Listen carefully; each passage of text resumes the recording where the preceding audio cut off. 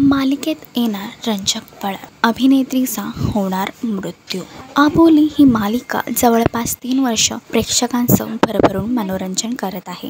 या मालिकेतील कलाकारांचे अभिनय आणि येणारे ट्विस्ट नेहमीच प्रेक्षकांना खिळवून ठेवतात। यातच आता मालिकेच्या अपकमिंग ट्रॅकमध्ये अंकुशला एका अनोळखी व्यक्तीचा फोन आलेला आहे आणि त्याने अंकुशला भेटण्यासाठी बाहेर बोलवलं आहे। त्याचबरोबर आबोलीच्या पोटामध्ये कोणाचं मूल वाढतंय हे सत्य तो सांगणार आहे।